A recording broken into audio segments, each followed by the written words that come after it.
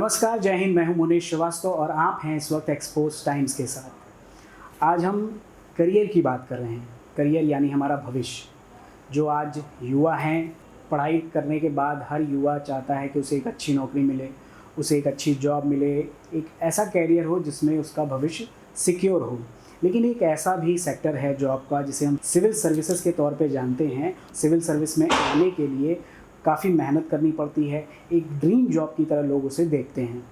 तो इस dream job को पाने में कितनी मेहनत लगती है, इन सब चीज़ को जानने के लिए हमने आमंत्रित किया है आईपीएस अभिमन्यु मांगले जी को। अभिमन्यु जी, आपका बहुत बहुत स्वागत है एक्सपोज टाइम्स में।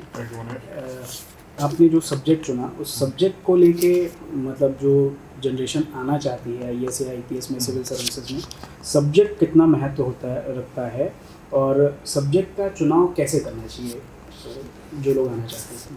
हाँ, तो मेरा सब्जेक्ट जो ग्रेजुएशन का सब्जेक्ट था मतलब मैंने जैसा आपको पहले बताया मैं चार्ट अकाउंटेंट था, तो मेरा कॉमर्स हमेशा से ही एक स्ट्रॉन्ग पॉइंट रहा है। तो मैंने कॉमर्स एंड अकाउंटेंसी एक सब्जेक्ट है, ऑप्शनल सब्जेक्ट यूपीएससी, मैंने वही ऑप्ट किया था। लेकिन आपने बिल्कुल ठीक कहा कि जो आपका ऑप्शनल सब्जेक्ट है वो बहुत इंपॉर्टेंट है। दैट इज़ योर मेक और break factor for your the entire UPSC preparation. वो आपको बना भी सकता है, वो आपको बिगाड़ भी सकता है, वो आपकी रैंक मतलब इम्प्रूव भी करा सकता है, वो आपकी रैंक ख़राब भी कर सकता है। जी। तो आपका जो ये ऑप्शनल सब्जेक्ट है वो डिसीजन बहुत इंपॉर्टेंट है। और मैं जितनी भी एस्पिरेंट्स ये देख रहे हैं, आपके माध्यम से मुझे सुन पा रहे हैं, तो मैं उनसे यही कहूँगा कि जितना भी वो टाइम ले, वो एक इसको बहुत इम्पोर्टेंट अपना पार्ट बनाते हुए कि क्या वो ऑप्शन सब्जेक्ट उनको रखना चाहिए, क्या वो स्कोर कर सकते हैं उस सब्जेक्ट में, क्या वो कंफर्टेबल है उस सब्जेक्ट के साथ। नॉट जस्ट कि सब ले रहे हैं वो ऑप्शन सब्जेक्ट तो वो उठा के ले लें, या फिर उन्होंने सुना है कि उस ऑप्शन सब्जेक्ट में अच्छी रैंक्स आती हैं तो वो ले लें। ये क्राइटेरिया नहीं होना चाहिए कि आप कितने कंफर्टेबल हो। आप लास्ट ईयर क्वेश्चन पेपर देखो सब्जेक्ट के, आपका क्या वो ग्रेजुएशन सब्जेक्ट रहा है। अगर मैं ये भी नहीं कहूँगा कि अगर आपका ग्रेजुएशन सब्जेक्ट रहा है तो आप उसके अलग नहीं जा सकते। It all depends on your interest कि आपको लगता है कि आप उस सब्जेक्ट में दोबारा से विद स्क्रैच स्टार्ट कर सकते हैं और उसमें आप विद इन 8-7 मंथ्स आप इतनी एक्सपर्टीज प्राप्त कर सकते हैं कि आप उसका मेंस में वो पेपर अटेम्प्ट कर दें। तो वेल एंड गुड, आप कर सकते हो, आप किसी सब्जेक्ट को ले सकते हो। बट ये बहुत इंपॉर्टेंट डिसीजन है, ये आपकी पूरी प्रिपरेशन में काफ़ी इंपॉर्टेंट रोल प्ले करता है कि आपका ऑप्शन सब्जेक्ट क्या है। अच्छा, जैसे आपने कहा कि सब्जेक्ट को लेके, तो सब्जेक्ट के चुनाव में क्या ऐसा करना चाहिए और क्या कौन सा ऐसा सब्जेक्ट है जो ज़्यादा कंफर्टेबल आप समझते हैं या होता भी है जनरली? नहीं, ये सब मतलब ये सब मतलब विद सिविल सर्वेंट्स जो सर्किट, वो जो एस्पिरेंट्स का जो सर्किट है उसमें कुछ बातें चलती हैं कि 2-3 साल एंथ्रोपोलॉजी वन सब्जेक्ट जिसमें अच्छे मतलब जो टॉप रैंक्स आती हैं वो सब्जेक्ट के साथ आती हैं। तो लोगों में ये बात चलने लगती है कि anthropology is a very remunerative subject. But ऐसा नहीं होता। मतलब विद ईयर्स डिफरेंट सब्जेक्ट में भी टॉपर अलग अलग सब्जेक्ट के साथ आते हैं। तो वही मैंने जैसे पहले कहा, जिसमें आप कंफर्टेबल हैं, जिसका कोर्स आपको समझ आ रहा है, जिसका सिलेबस आपको समझ आ रहा है। तो यूपीएससी के बेस्ट पार्ट ये है कि सब चीज़ सिलेबस वो पहले ही दे के रखती है। For every option subject there is certain amount of syllabus. तो आप सिलेबस देख लो, पढ़ लो, आप कितने कंफर्टेबल हो सिलेबस के साथ। और पास्ट ईयर क्वेश्चन पेपर आप देख ही सकते हैं, वेबसाइट में एक एक्सेस है आपके पास सबका, तो वो आप देख लें, आप उनको अटेम्प्ट करके देख लें। आपको लगता है कि आप इसके थ्रू अच्छा स्कोर लेके आ सकते हैं, ठीक है। हाँ, लेकिन कुछ सब्जेक्ट हैं जो हमेशा से एवरग्रीन सब्जेक्ट रहते हैं, जैसे ज्योग्राफी, पॉलिटिकल साइंस जिसे बोलते हैं, पॉलिटिकल साइंस, ज्योग्राफी, सोशोलॉजी और एंथ्रोपोलॉजी। ये सारे सब्जेक्ट ऐसे हैं कि लोग इनको ज़्यादा तवज्जो इसलिए भी देने लगते हैं क्योंकि ये कुछ सब्जेक्ट्स आपके कॉमन सब्जेक्ट हैं जनरल स्टडीज़ के साथ। तो जनरल स्टडीज़ एक बहुत मेजर रोल प्ले करता है आपका। तो आपको लगता है कि ये सब्जेक्ट आप ले लेंगे तो आपका थोड़ा लेवरेज उसमें भी मिल जाएगा। जनरल स्टडीज़ में आपको थोड़ा कम पढ़ना पड़ेगा। यही रीज़न है। बाकी इसमें हिस्ट्री भी है। हिस्ट्री भी है, लेकिन हिस्ट्री का कोर्स बहुत वास्ट बताते हैं, तो लोग जब तक बहुत ज़्यादा कंफर्टेबल नहीं है हिस्ट्री के साथ तो वो नहीं लेते हैं। एक पब्लिक एडमिनिस्ट्रेशन एक सब्जेक्ट है जिसमें लोग लेते हैं, और पब्लिक एडमिनिस्ट्रेशन भी आप उस लिस्ट में जोड़ सकते हैं।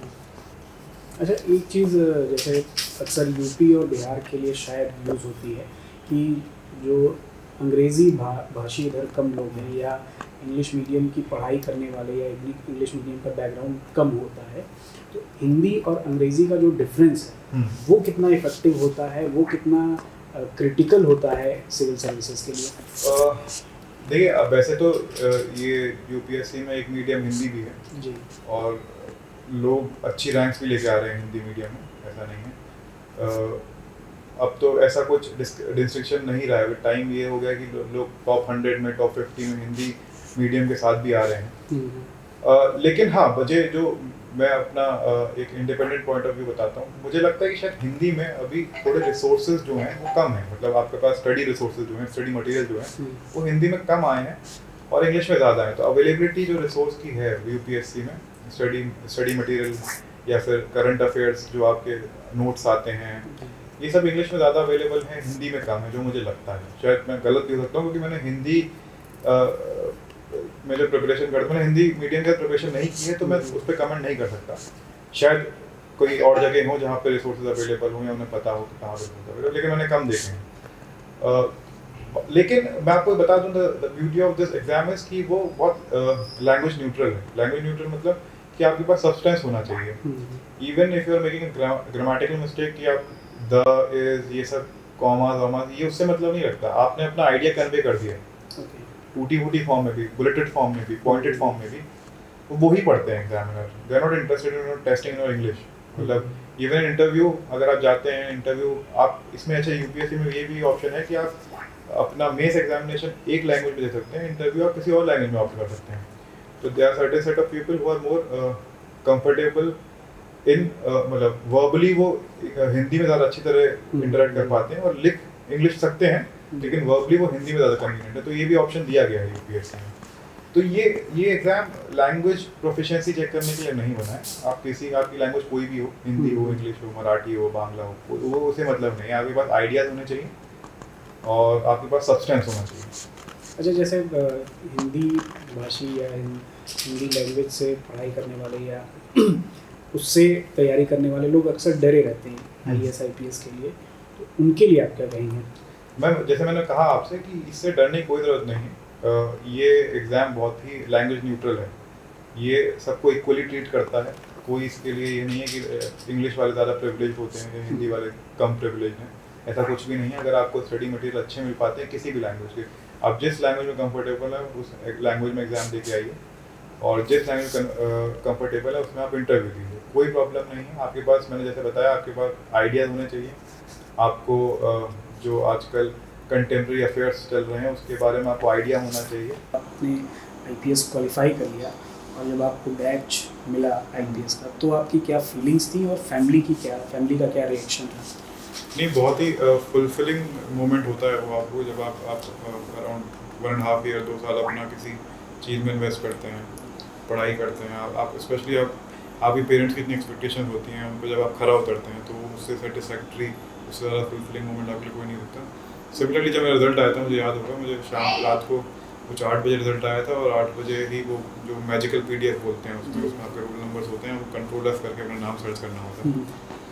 तो इतना नर्वसनेस रहती है, लेकिन जैसे ही अब आप उस लिस्ट में अपना नाम देखते हैं with a good rank, decent rank, तो आपको जो खुशी का जो मतलब that can't be expressed in words, वो जो मोमेंट होता है, हाँ, वो खुशी का ठिकाना नहीं रहता।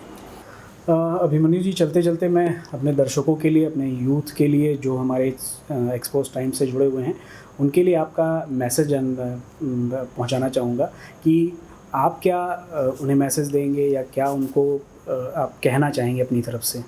जी हाँ, मैं अगर ऐसे काफ़ी लोग होंगे सिविल सर्विसेज एस्पिरेंट जो आपको देख रहे होंगे या मुझे देख रहे होंगे, तो आपके माध्यम से मैं यही कहना चाहूँगा कि कभी भी आप सेल्फ डाउट वाली सिचुएशन में आए, क्योंकि ये प्रिपरेशन ऐसी होती है जिसमें काफ़ी बार आप अपने आप को उतना कॉन्फिडेंट फील नहीं करते हैं। तो जब भी ऐसा हो तो आप अपनी लाइफ में जो भी आपका स्टेबलाइजिंग फैक्टर है, जैसे आपके पेरेंट्स हैं या फ्रेंड्स हैं, आप उनकी मदद ले सकते हैं। कभी भी जस्ट स्टे एट इट, मतलब ये मत सोचें कि अब इसको छोड़ देते हैं या निकल जाते हैं। मे बी वही एक टिपिंग पॉइंट है कि वो आपने पार कर दिया तो आप सक्सेस टच कर जाएंगे। तो यही मेरा जो मोटो है, स्टे एट इट, मतलब आप उस पर रहें। आपने एक बार फैसला ले लिया है तो आप जितनी भी चीज़ें करें, उसको उस फैसले को डाउट मत करें। जो भी चीज़ें आप करें, आप उस फैसले को सही ठहराने के लिए चीज़ें करें। जी बहुत बहुत धन्यवाद अभिमन्यु जी, आपने अपना समय दिया और हमारे जो दर्शक हैं वो आपकी बात को सुन के आज समझेंगे कि पुलिस डिपार्टमेंट में आने के बाद आपकी क्या फीलिंग्स है, आपने कितनी मेहनत की, कितनी कड़ी मेहनत की और आज एक आप आईपीएस के तौर पे सर्विस दे रहे हैं। तो आप थे अभिमन्यु मांगलिक जी, एसीपी वाराणसी में आप पोस्टेड हैं। और आपसे जो भी हमारी बातचीत हुई, मुझे लगता है कि हमारे जो दर्शक हैं, जो नए लोग हैं, जो आईपीएस या सिविल सर्विसेज या करियर में जो भी कुछ कर रहे हैं, उनके लिए एक मोटिवेशनल ये लेक्चर होगा। और काफ़ी हद तक उन्होंने ये साफ किया है कि करियर बनाने के लिए हमें दृढ़ निश्चित होना ज़रूरी है। हमारे एक्सपोज टाइम्स को आप सब्सक्राइब कीजिए, लाइक कीजिए, शेयर कीजिए और कमेंट ज़रूर कीजिए। बताइए हमें कि आपको हमारा ये प्रयास कैसा लगा। तो मिलते हैं फिर अगले एपिसोड के साथ, तब तक के लिए धन्यवाद, नमस्कार, जय हिंद।